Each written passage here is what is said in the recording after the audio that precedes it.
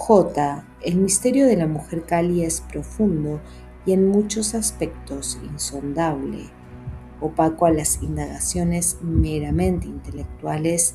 Para saber de ella lo mejor es enfrentarse al misterio viviente de su persona y buscar allí, en las negruras del abismo, la revelación de la verdad. Cada uno así recogerá aquella parte del misterio que le corresponda según la pureza de su sangre, y si ese contacto personal con la mujer Kali de entre la inmundicia de su prostitución se ve surgir la horrible figura de la antigua diosa, entonces sí prácticamente quedará demostrado que la indagación no era en vano, que no se trataba de un capricho cultural, sino de un grito que brotaba del río de la sangre pura. Después de la visión de locura, el Viria ya nunca volverá a ser el mismo, efecto que no podrá lograr ningún comentario literario o explicación intelectual.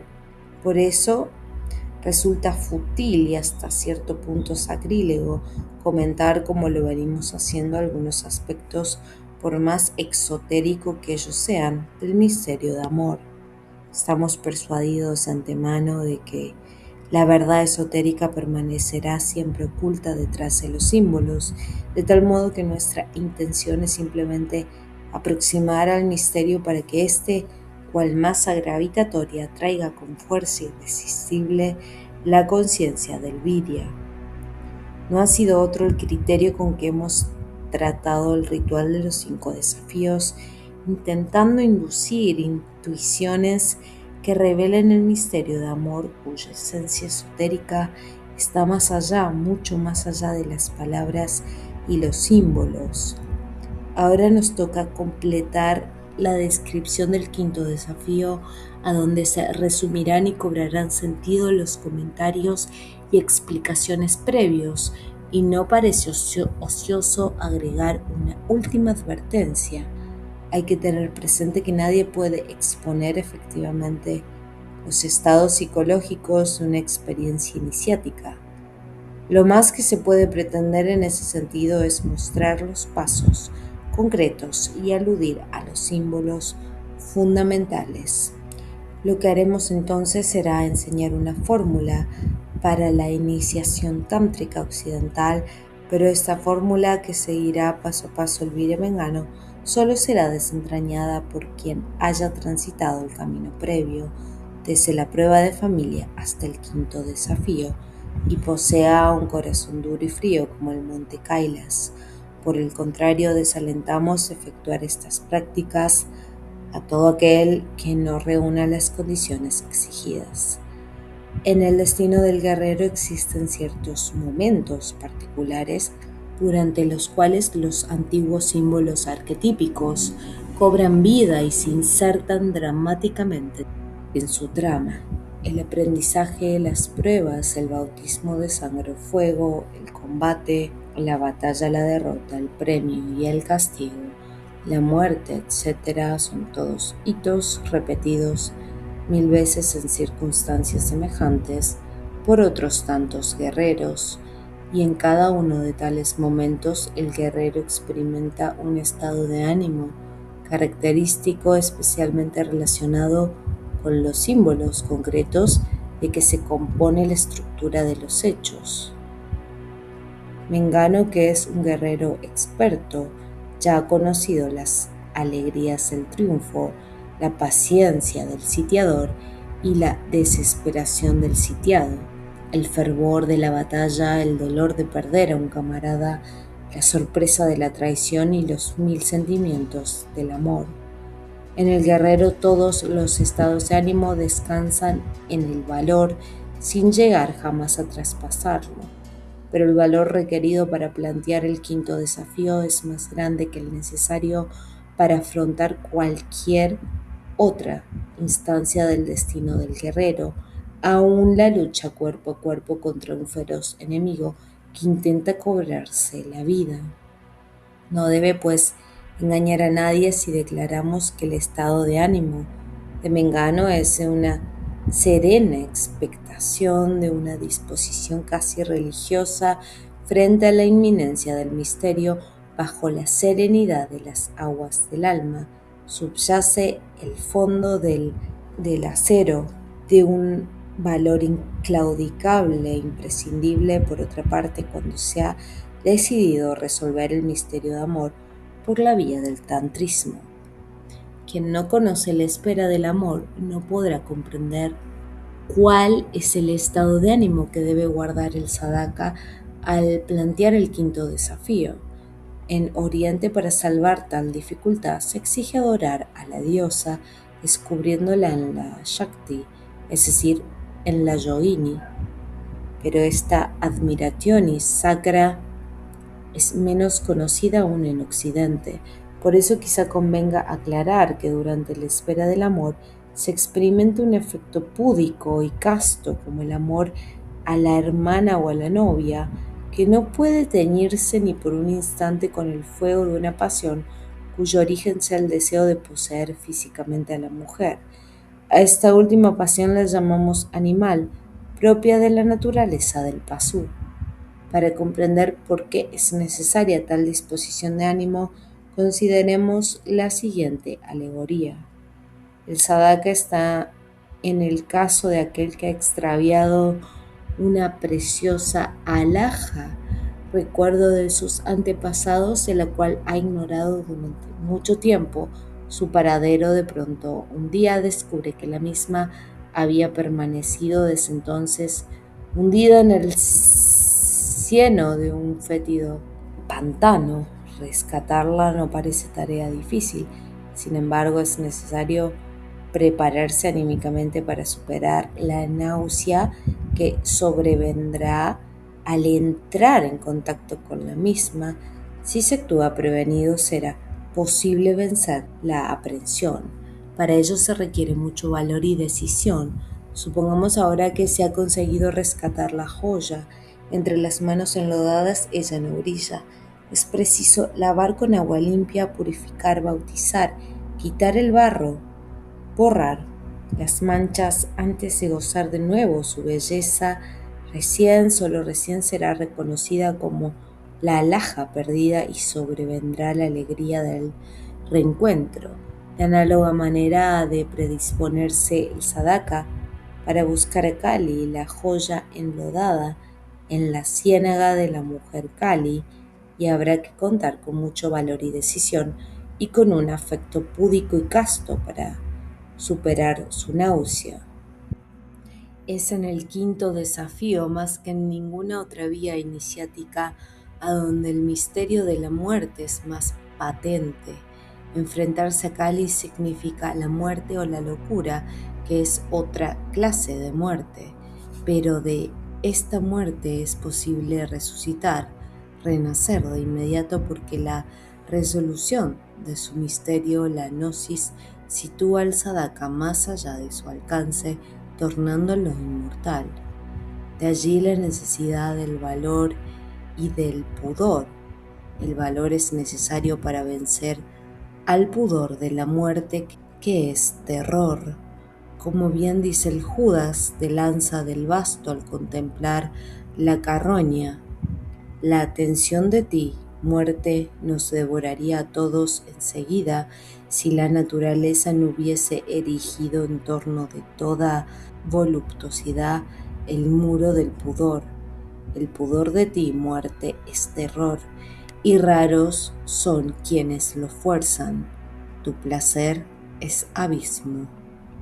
Valor para vencer al pudor de la muerte, que es terror, y casta expectación para vencer a las pasiones animales, son los dos aspectos esenciales de la espera del amor.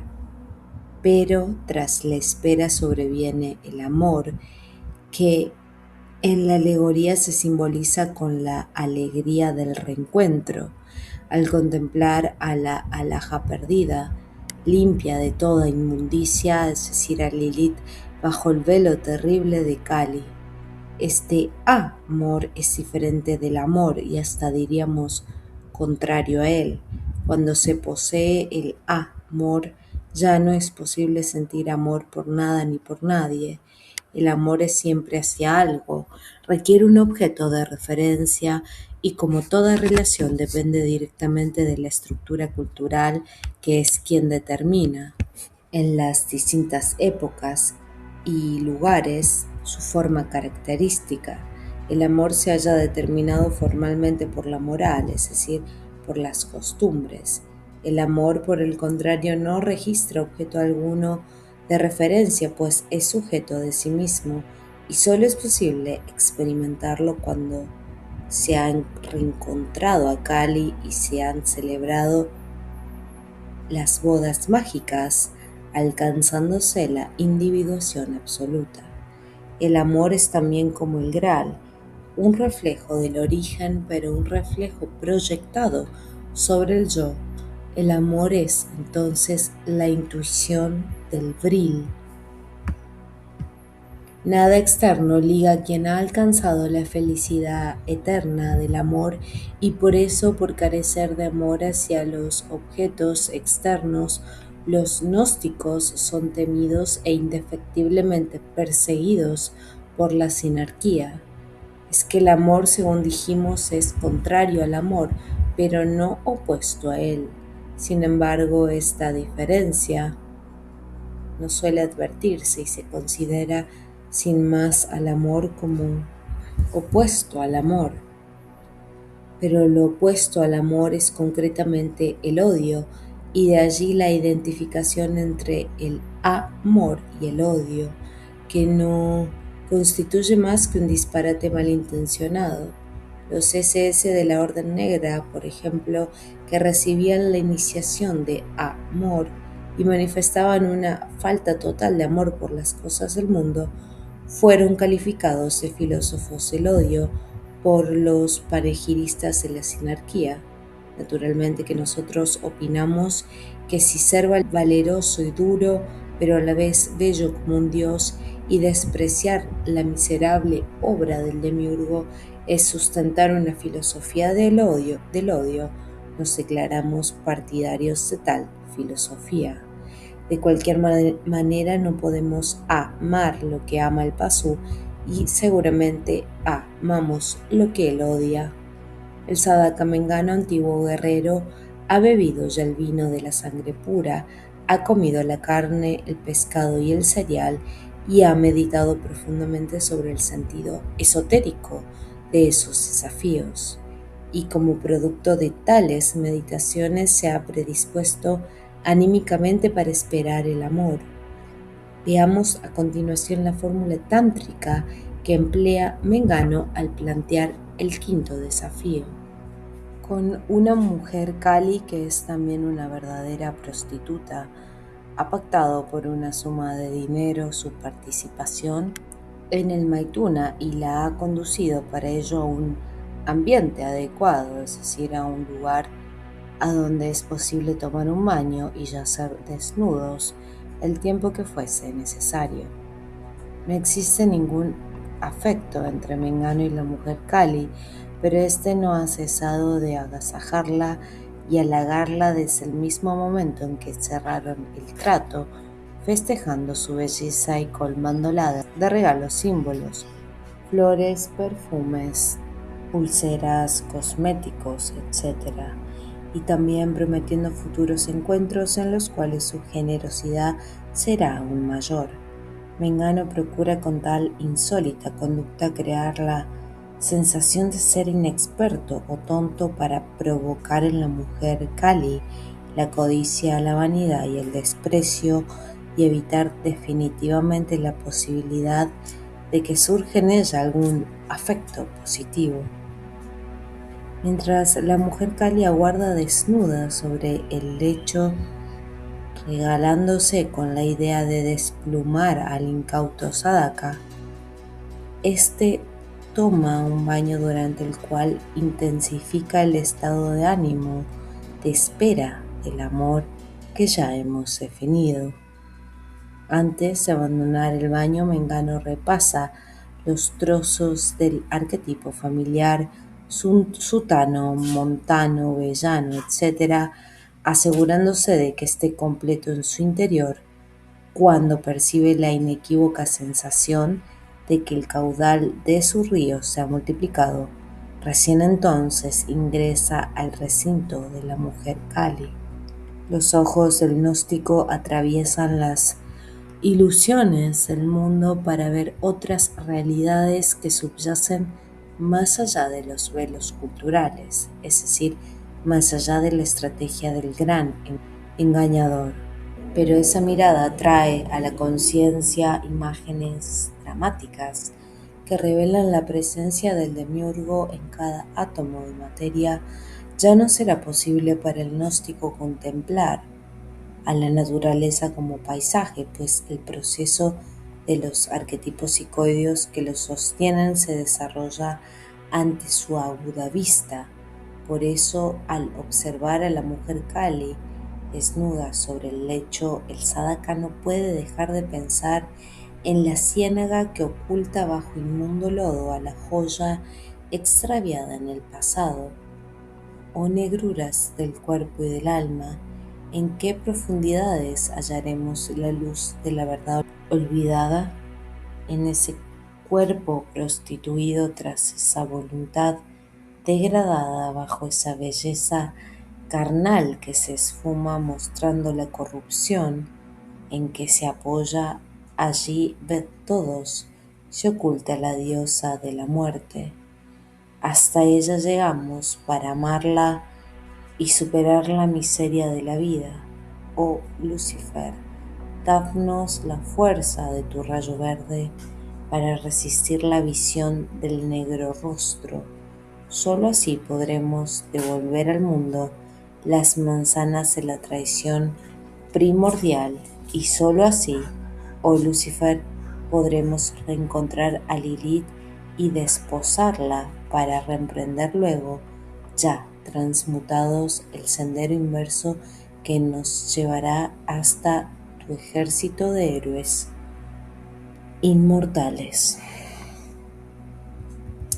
La contemplación de la mujer Kali para aquel que se ha dispuesto a esperar el amor produce una admiración sacra, una experiencia de trascendencia suprema, pero no es posible extenderse más que unos instantes en ella. El sadhaka mengano se sitúa junto a la mujer Kali y se entretiene unos minutos en un juego erótico que consiste en tocar, repitiendo interiormente ciertos mantras, sus zonas erógenas. El propósito de este ejercicio no es excitar a la mujer Kali, posibilidad remota de lograr en una profesional del sexo, sino ganar su confianza para la solicitud del beso negro. Antes de explicar de qué se trata, conviene advertir nuevamente que la mujer Kali intentará arrancar el semen del sadhaka por cualquier medio, lo cual constituye un peligro durante los juegos eróticos previos que puede hacer fracasar el sadhana. Por ello se exige una gran concentración no solamente en la retención seminal, sino en el estado anímico púdico y casto que evitará el ser dominado por pasiones animales. El sadhaka mengano se ha vuelto de espaldas para que la mujer Kali le administre el beso negro a unas 2 pulgadas por arriba del ano, y mientras ella lo hace, él, conteniendo la respiración y dirigiendo la conciencia hacia el huevo a donde duerme Kundalini Shakti, pronuncia el mantra Lilith.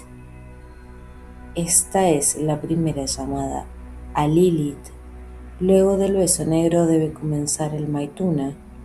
Para ello el sadhaka se acuesta con el lingam hacia arriba y solicita a la mujer Kali que se coloque en la posición de Lilith, es decir, de rodillas, sentada sobre su cuerpo, y que se mantenga así.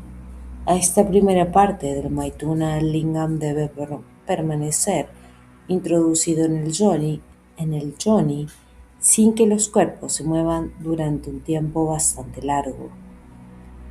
Las manos del sadhaka, al menos en algún momento, tocan los senos de la mujer Kali, pero luego las coloca con el mudra del puño sobre su ombligo. Es en este momento cuando la suerte del sadhana está en juego y el éxito de la iniciación tántrica depende solamente de la pureza sanguínea del sadhaka. Entrecerrando los párpados, pero no lo bastante como para no ver a través de ellos, y tratando de que la mujer Kali no logre advertir si es observada, Mengano efectúa entonces uno de los pasos más delicados de su fórmula. Juega a ser un río, identifica su conciencia con la corriente líquida y pronto se siente correr, deslizándose por un canal convertido en rumoroso arroyo.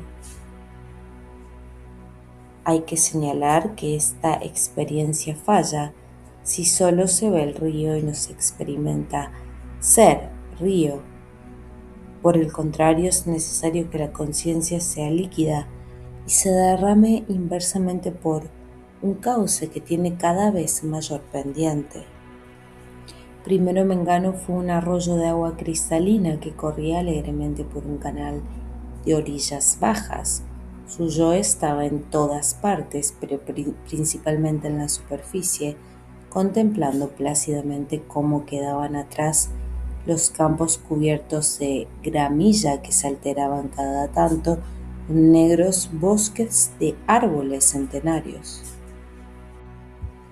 Y de pronto, al rodear la ladera de un monte polícromo entre remolinos de protesta y salpicaduras de alegría, la confluencia de otro cauce vino a sumar más caudal a la corriente del Mengano. En poco tiempo, tras varias confluencias semejantes, Mengano se sintió río caudaloso que avanzaba con arrogancia por un valle de colinas bajas, recortadas nítidamente contra un cielo celeste, sin matices. Los sauces, inclinándose perezosamente, se complacían de acariciar con sus ramas las aguas ya no tan limpias, pero cada vez más violentas y rugientes. Se sucedieron incontables días y noches, mientras el río Mengano, ya muy torrentoso, continuaba ascendiendo los antiguos cauces, volcándose en fragorosas cascadas, golpeando con tenacidad las rocas de las orillas, arrancando a veces los débiles árboles y sintiendo que el sol calentaba su caudal para llevarse el agua que luego devolvía la refrescante lluvia. A medida que se sumaban los caudales afluentes, las aguas del Mengano se tornaban cada vez más vivas. Ya no se trataba solo de peces, reptiles y crustáceos, camalotes, helechos y victorias regias. Todo un universo de criaturas vivientes habitaba y se nutría del río de conciencia.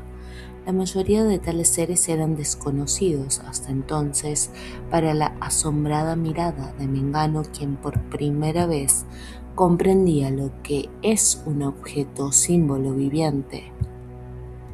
Hay ciertos órganos en el cuerpo humano que la cultura nos asegura son comunes a todos los hombres y de los cuales sospechamos su existencia en nuestro propio cuerpo, pero a los que no podremos ver jamás a menos que practiquemos nuestra propia disección, de la misma manera como si de pronto pudiésemos tomar conciencia de esos órganos de los cuales poseíamos solo oscuras intuiciones. Así fue el descubrimiento que hizo Mengano de aquellos símbolos vivientes que eran tan suyos como los órganos de su cuerpo y que habían permanecido hasta entonces indiferenciados como estos. Y por eso, mientras fluía caudaloso por un país de altas montañas nevadas y temibles ventiscas, era consciente de la abrumadora multiplicidad de sí mismo y lloraba unas lágrimas salubres que se hundían en las profundidades de su conciencia líquida. Los ríos afluentes se presentaban cada vez más espaciados hasta que desaparecieron por completo. Para entonces, Mengano se había transformado en un río muy ancho, y torrentoso que aún corría rugiente entre montañas colmadas de nieve y glaciares perezosos que descargaban en el agua sus témpanos helados. Pronto las cadenas montañosas que se abrían a ambos lados del río Mengano se fueron distanciando entre sí, dejando libre el espacio de un gran valle. El ancho del río también creció, aunque disminuyó la profundidad, y sus aguas se difundieron bruscamente en un enorme estuario cuya boca parecía conectarse con un mar de tamaño inconmensurable. Pero no era un mar, sino otro río de caudal inmenso al que Mengano reconoció inmediatamente como el río Villano, la corriente hiperbórea de la sangre pura que conduce adverso flúmine hacia el origen extraterrestre de su estirpe. Cuando la conciencia fluyente que era el río Mengano desembocó en el río Villano, experimentó en un instante ese milagro que se llama expansión gnóstica, como si una enorme gota de aceite se extendiese sobre el agua en todas direcciones. Así se expandía gnósticamente la conciencia de Mengano, y una nueva e infinita multiplicidad de objetos, símbolos vivientes, se incorporaba a su conciencia emergiendo de las aguas recién descubiertas. La locura, pensó Mengano, consistía sin dudas en dejarse absorber por el caudal de aquel río fabuloso, y realmente solo el entrenamiento previo, su valor sin límites y el estado de ánimo que aún conservaba de espera del amor lo estaban salvando de perderse en la inconsciencia de aquellas aguas oscuras e impenetrables, pero bullentes de vida inmanifestada. Porque el río de la herencia hiperbórea era un hervidero espantoso de símbolos vivientes y de toda clase de objetos ya flotando, ya hundidos, que demostraban su demencial opulencia. Había allí, por ejemplo, islas habitadas por antepasados muertos, quienes saludaban con gritos vehementes el paso inverso de la conciencia líquida, y antiguas ciudades sumergidas, y barcos de 1000 épocas distintas navegando con rumbo incierto, y animales desconocidos o quizá inexistentes, e infinitas maravillas más que resultaría imposible describir. La expansión gnóstica llevó a Mengano a descubrir un mundo nuevo, pero ese mundo era el de la locura primordial que sobrevino tras la traición de los Idas y la caída del espíritu.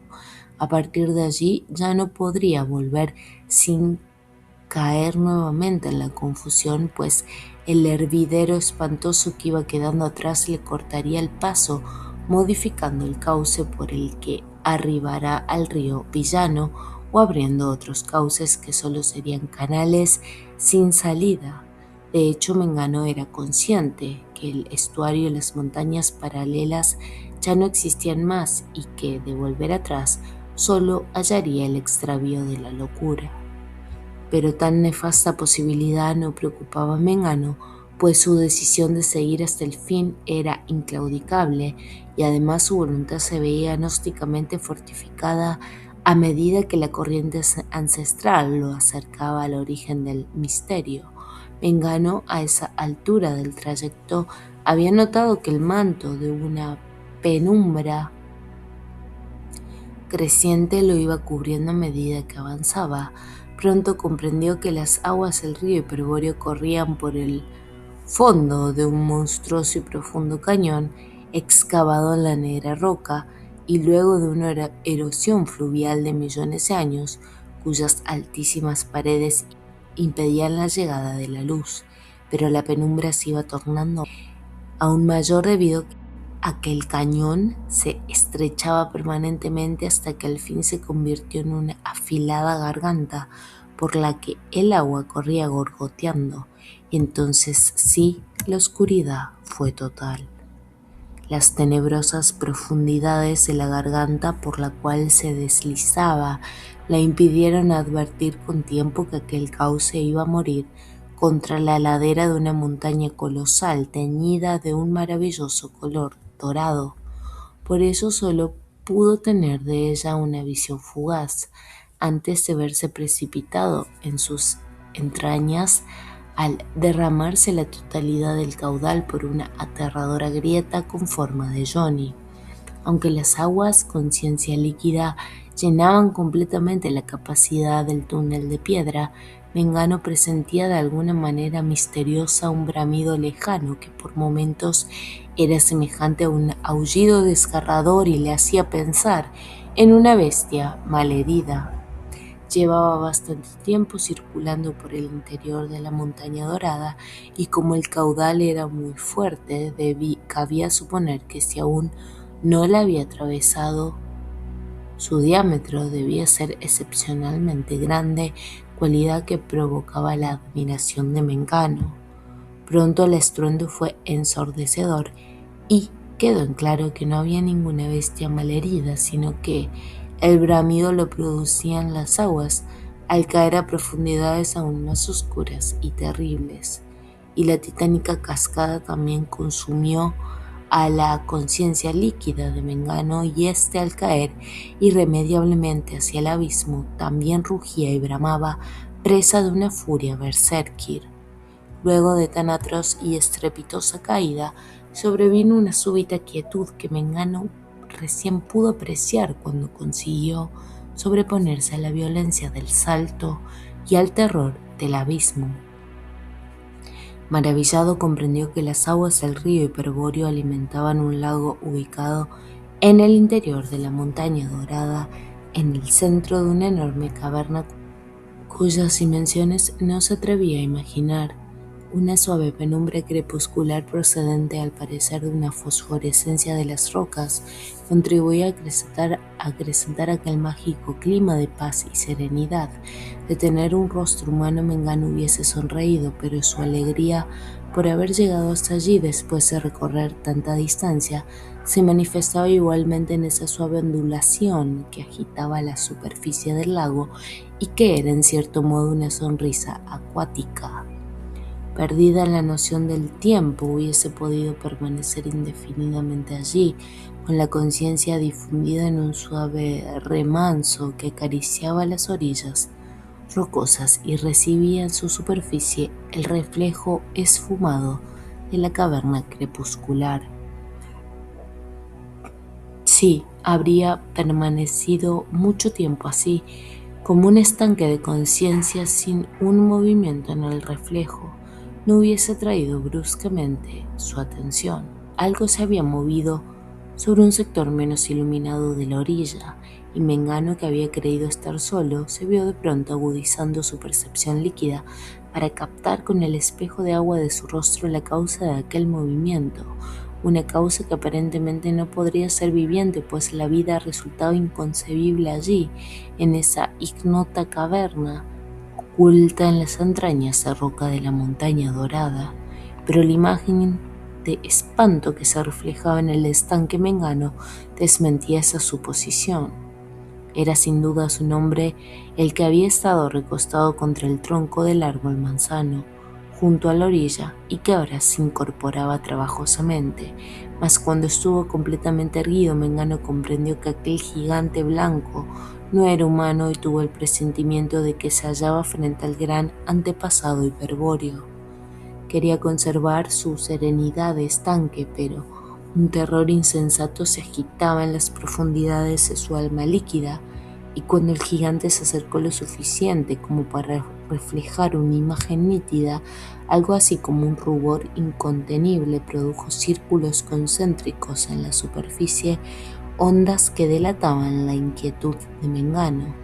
Una vergüenza infinita se apoderó de Mengano al descubrir, reflejada en el espejo de agua de su conciencia, la miseria primordial de sí mismo, y a tal turbación se sumaba el horror de comprobar que el rostro del gigante estaba vuelto hacia la espalda, como si en un tiempo remoto hubiese girado su cabeza en medio círculo, quedando luego soldada para siempre.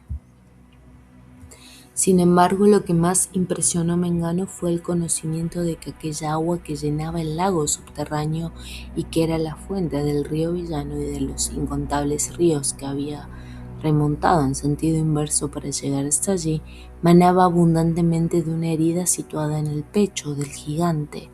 Al saber de aquel tormento milenario que había dejado marcada una huella de dolor en el rostro del gran antepasado, un último y terrible estremecimiento conmovió completamente a la conciencia de Mengano. Sin poder contenerse, la voz de Mengano se elevó desde la superficie líquida. Lucifer, oh Lucifer. Y como un amargo lamento, la voz del gran antepasado preguntó: ¿quién ha pronunciado el nombre del gran jefe?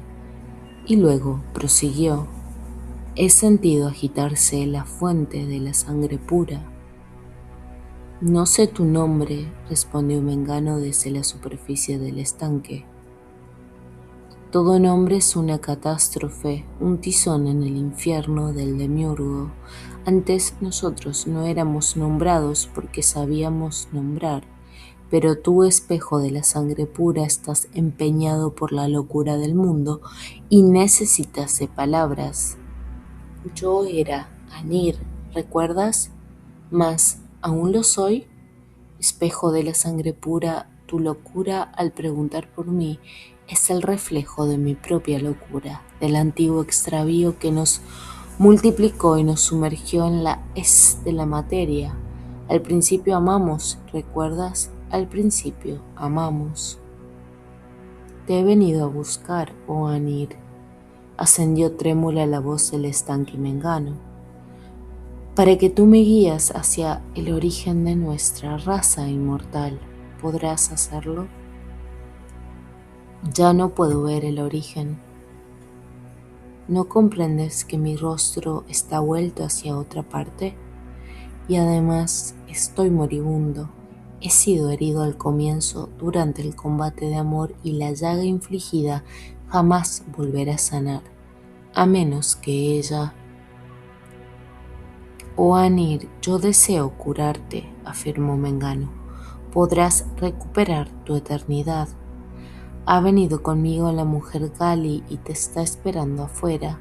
Ella te devolverá el honor si tú le concedes la honra de desposarla para siempre. Oh Anir, gran antepasado hiperbóreo, raíz de mi estirpe, no vuelvas a abandonar jamás a Kali. Suspiró el gigante herido con un gesto de infinito cansancio, mientras en sus ojos brillaba el fuego de la antigua pasión inextinguida, renovada ahora por la promesa que brotaba del estanque Mengano de reencontrar a la mujer Kali. Sí, aseguró el gran antepasado con demencial resolución. Dices bien, espejo de la sangre pura. Estoy dispuesto a completar mi muerte y luego morir 1000 veces más solo por contemplar de nuevo el rostro de ella. Oh espejo, ¿qué nos sucedió? ¿Qué es esta embriaguez y abismo con que nos han derrotado? Éramos como dioses. Si al menos conservase mi tridente, la nueva lucha sería más pareja. Pero así herido y engrillado, sin posibilidades de mirar hacia el origen de frente, porque no tengo un rostro enfrente, estoy condenado al extravío eterno, a menos que ella, mas no debo hacer esperar a la prometida. Entonces, avanzando con paso vacilante, tropezando por las cadenas que sujetaban sus tobillos, sangrando profusamente por la antigua herida, sin ver hacia dónde avanzaba, pues su rostro estaba vuelto hacia la espalda, el gran antepasado quiso caminar en dirección al estanque. Pero, aunque lo separaba muy poca distancia del lago subterráneo, no resultaba tarea fácil llegar hasta él, pues un entumecimiento de siglos había endurecido sus miembros. Sin embargo, enseguida rodó por el suelo rocoso, se deslizó en la pendiente de la orilla y finalmente se hundió silenciosamente en las aguas vivas del estanque Mengano. Y Mengano en ese momento tuvo la sensación de estar en el centro de una explosión de fuego que se expandía, abarcando no solo los ríos de la sangre pura, sino también la totalidad del microcosmos. Jamás creyó el Sadaka Mengano antes de aquel Maituna que llegaría a conocer una pasión tan terrible y voraz como esa, que constituía sin embargo la única motivación hacia el mundo exterior por parte del gran antepasado. Pero tal gnosis era necesaria, como veremos, para completar la fórmula del quinto desafío. Cuando el gran antepasado se sumergió en el espejo del estanque Mengano, ya no hubo objeto que reflejar ni imagen reflejada. Toda diferencia se consumió en la explosión de fuego y la conciencia de Elvira Mengano y de Anir fueron nuevamente una sola. La totalidad de la sangre era entonces pura, transmutada gnósticamente, pero también era fuego por el misterio de amor. El siguiente paso de la fórmula se cumplió en ese momento de la expansión ígnea y la transmutación de la sangre. Desde que se iniciara el Maituna y Mengano jugara a ser río, hasta el instante de la expansión ígnea y del regreso del gran antepasado, solo habían transcurrido unos minutos, quizá 10 o 15, pero durante ese tiempo la mujer Kali permaneció inmóvil en la posición de Lilith, pues así estaba pactado de antemano. Sin embargo, luego del regreso de Anir, sin ser clarividente, cualquiera hubiese advertido que el semblante del Sadaka resplandecía en una expresión de luciférica felicidad, en tanto que una inspección más minuciosa habría observado la suave aura verdosa que ahora se extendía en torno de su cuerpo.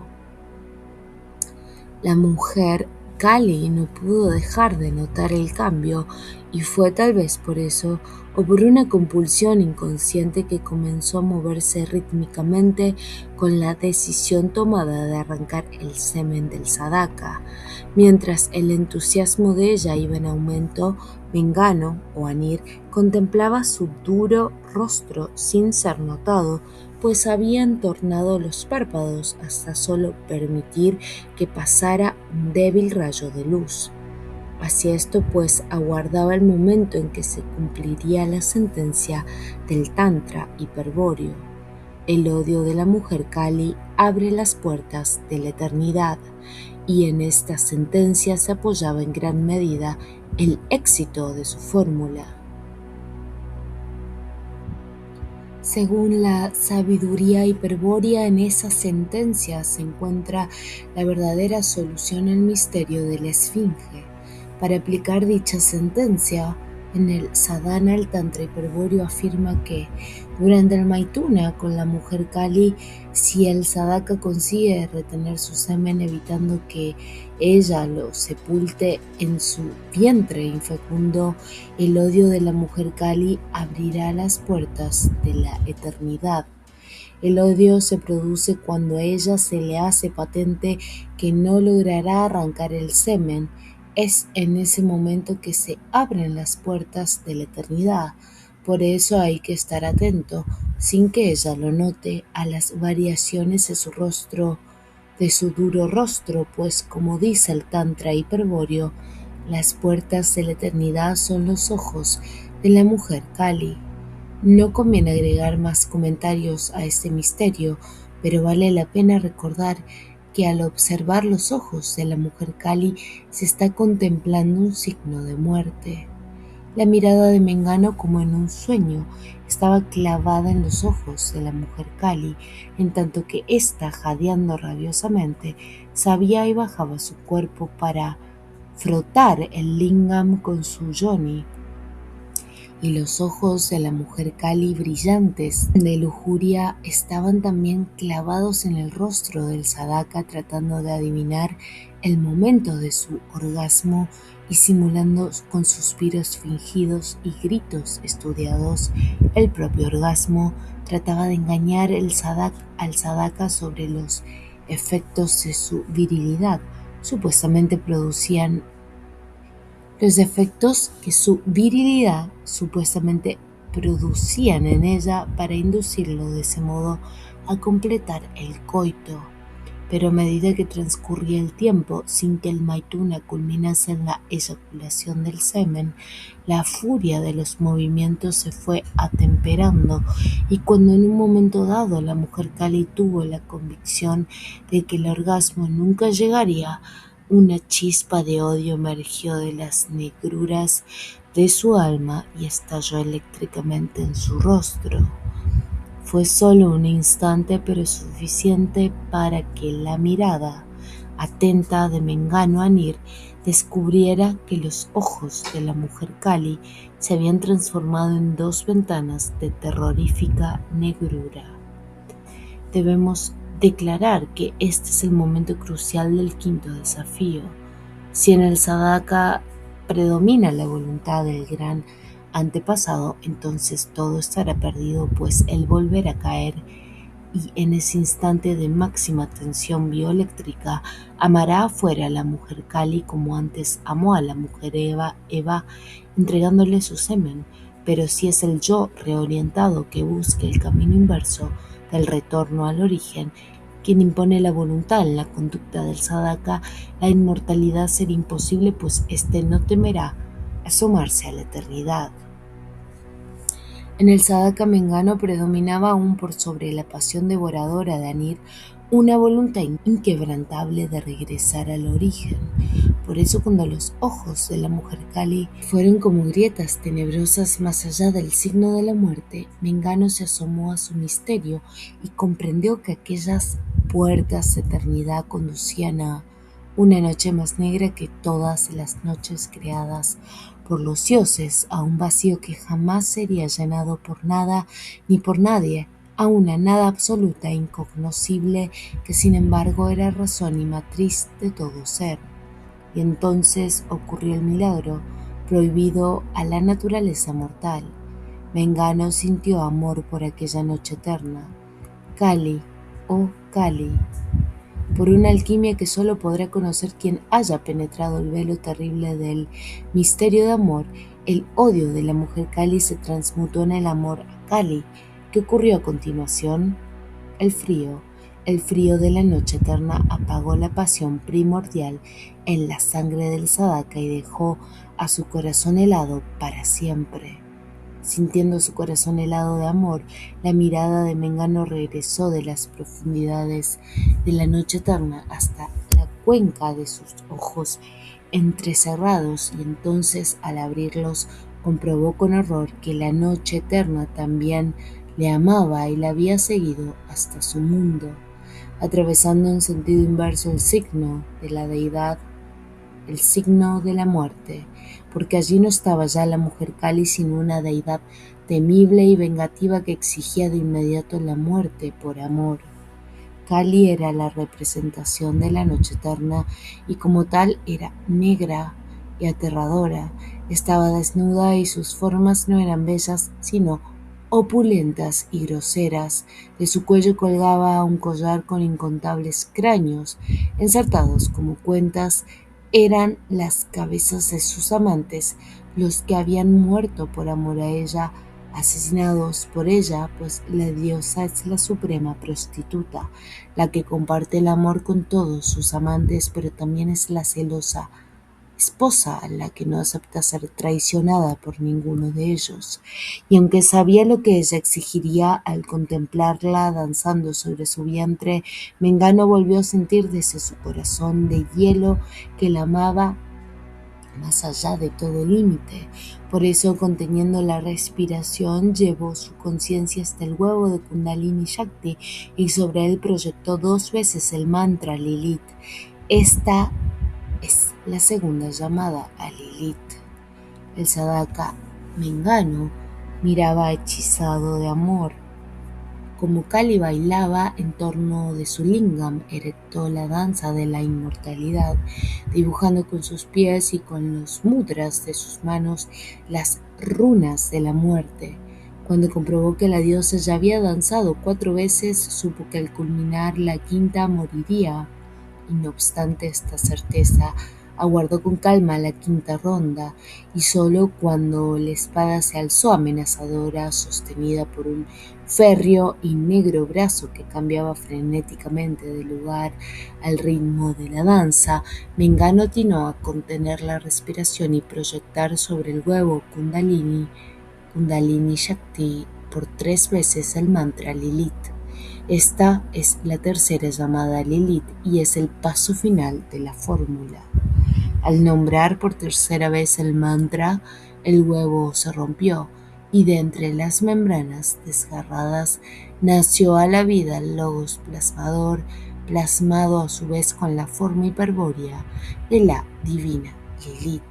Pero tan perfecta era su belleza, tan cegadora la luz de su mirada azul, tan embriagador el perfume de sus cabellos de seda, tan dulce el sonido de su risa, tan suave su piel de terciopelo, tan irresistible el deseo de amor de su absoluta presencia femenina, que verla y desposarla en un solo acto. Por eso al romperse el huevo instantáneamente se produce el orgasmo interior, con el semen saltando hacia adentro para fecundar a la desposada, quien solo parirá al hijo de la muerte. En efecto, Lilith ha sido desposada por el gran antepasado y a este es a quien inmortalizará al recrear el microcosmos con el poder de su verbo, según ya se explicó más atrás, pero al recrearlo le hace nacer de nuevo y es por lo tanto su hijo un hijo de la muerte. Estamos exponiendo por separado aspectos de un solo acto, pues en el mismo momento del orgasmo, mientras Lilith es desposada adentro, un violento mandoble secciona la cabeza del Sadaka Mengano, pero aquella cabeza era también la del gran antepasado Anir, la que no podía mirar hacia el origen, y por eso el Sadaka, al sentir el horrible crujido de las vértebras cervicales, al quebrarse mientras se hundía en la negra noche de la muerte, pensaba que perder aquella cabeza extraviada constituía sin ninguna duda una liberación.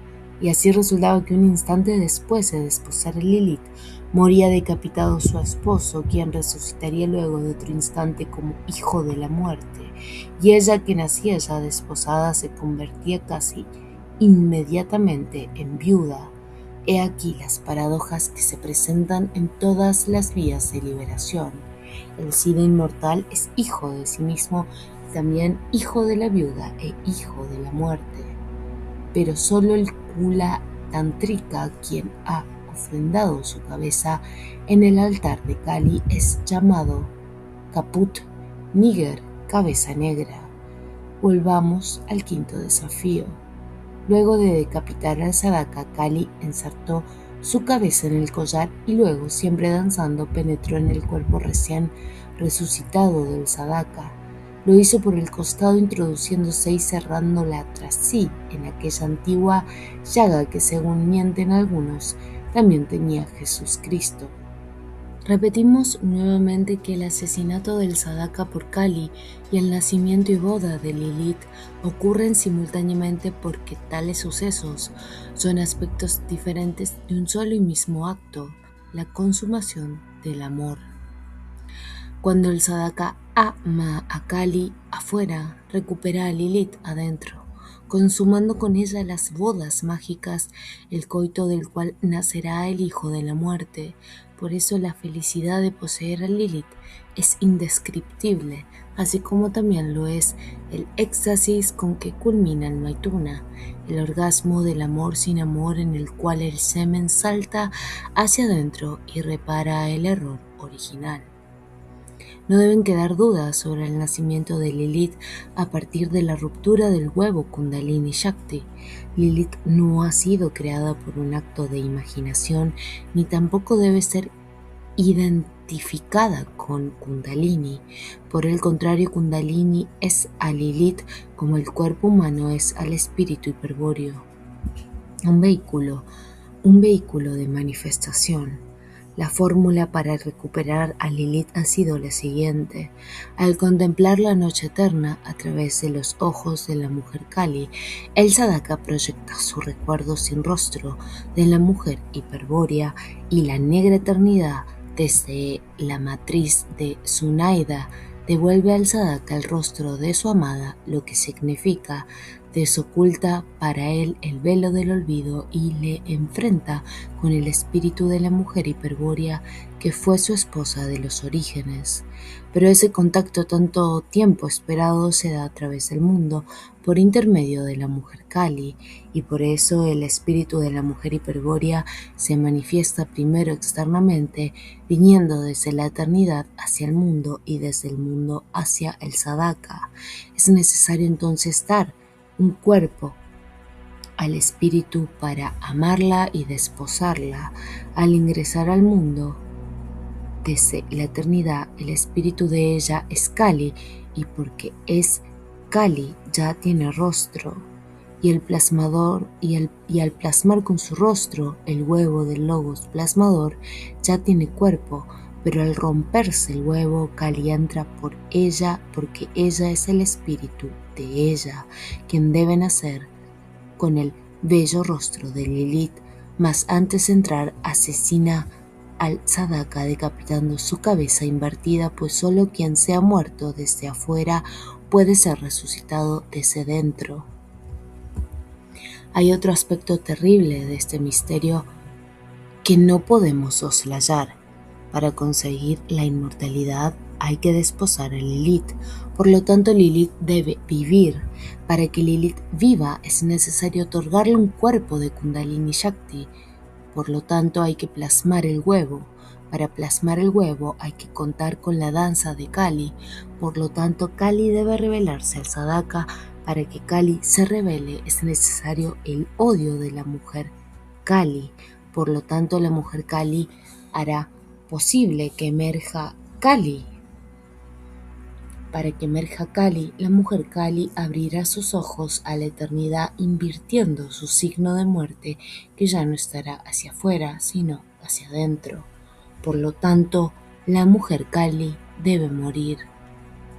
En efecto, la inmortalidad del sadhaka implica la muerte de la mujer Kali, muerte iniciática, muerte simbólica o muerte real por desencarnación.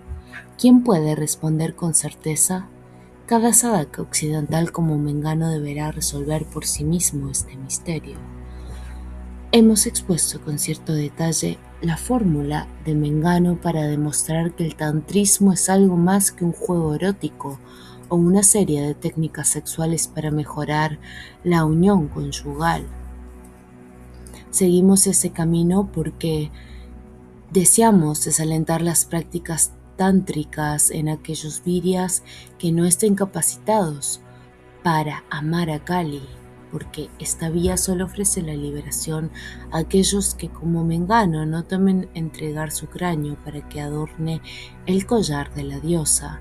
Como epílogo del octavo comentario podemos resumir lo expuesto afirmando que Mengano, sadhaka occidental, planteó con éxito el ritual de los 5 desafíos y consiguió su objetivo estratégico de inmortalizar el cuerpo físico y alcanzar la individuación absoluta. Sin embargo, entendemos que un epílogo tal, aun siendo exacto, puede resultar insuficiente para quien se interroga sobre los pasos posteriores de Mengano. ¿Es que nunca se podrá hablar de lo que ocurre después de la iniciación? Se nos muestra un ritual en el que se logra despertar a Kundalini e inmortalizar el cuerpo físico. ¿Significa eso que se ha alcanzado el Vril? Y etcétera, etcétera.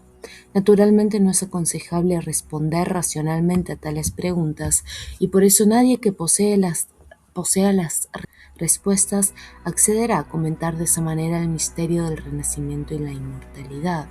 Podemos, sin embargo, aproximarnos al misterio si acudimos al lenguaje simbólico con el cual aquel se expresa, y aquí entonces un nuevo epílogo.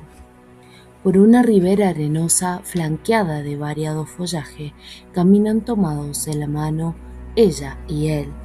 Al fin se detienen, frente a ellos está el agua, apuntando con el índice hacia el horizonte lejano. Él dice: más allá del agua está la montaña y detrás de ella el bril. Tenemos la gnosis, solo nos falta recuperar el poder, oh amada. Y ella sonriendo dulcemente responde: oh amado, el fin y el principio están ahora a nuestro alcance. ¿Hacia dónde iremos? Debemos ir hacia el principio, respondió él, que será nuestro fin. Oh amado, ¿seremos capaces de abandonar estas delicias nuevamente? ¿Cuánto tiempo estuvimos separados? Seremos fuertes, ya no temeré sobre la playa ni en el agua a ti que eres suave como un soplo. Ahora tengo helado el corazón de amor y tu rostro que resplandece de blancura me ama desde la eternidad de la noche. Escucha, amada, el secreto que nos ha costado tanto conocer. El gran engañador ha levantado un paraíso en torno del bril. Muchos regresan al paraíso, pero pocos se atreven a cruzarlo y a marchar más allá. Y siguieron tomados de la mano. A veces él se detenía y danzaba, y entonces ella lo llamaba Shiva. Y cuando ella danzaba, él le dedicaba dulces miradas y la llamaba Parvati. Pero otras veces él desenvainaba su espada radiante de belleza y ella se tornaba ligera y volaba como el viento, y entonces eran Lucifer y Lilith marchando hacia el origen, y tenían muchos otros nombres que eran como estos residuos de antiguas rondas de amor.